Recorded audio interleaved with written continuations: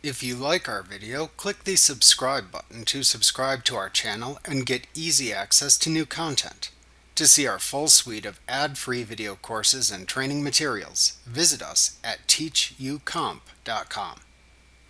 After you initially create your company file, you should review the chart of accounts to add, edit, or remove any accounts as needed. Please review the lesson titled The Chart of Accounts in Chapter 3 if you need help adding, editing, and deleting accounts within the chart of accounts.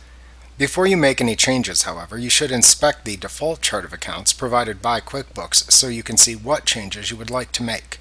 Note that by default, QuickBooks doesn't display account numbers for the accounts it creates. If you would like to assign account numbers, you can enable that feature within the Preferences window within QuickBooks.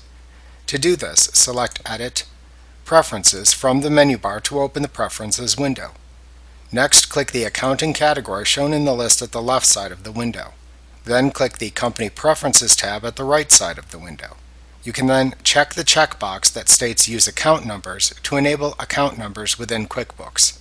Then click the OK button to apply the change to your company file. You can use up to 7 digits within your account numbers, although by default you receive 5-digit account numbers.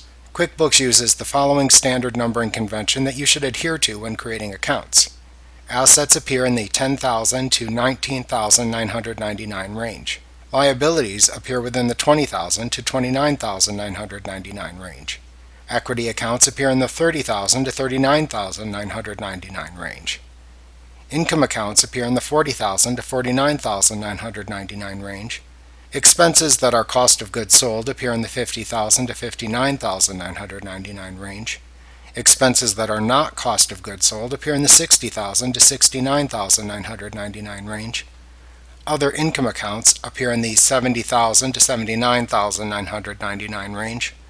Other expenses appear in the $80,000 to $89,999 range.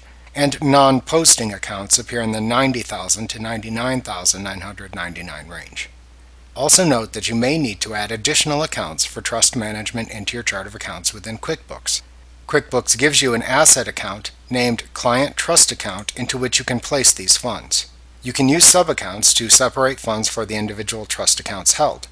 If managing trusts, you should review chapters 30, 31, and 32 within this tutorial. Remember to click the subscribe button to see more of our videos. Get ad-free courses at teachucomp.com.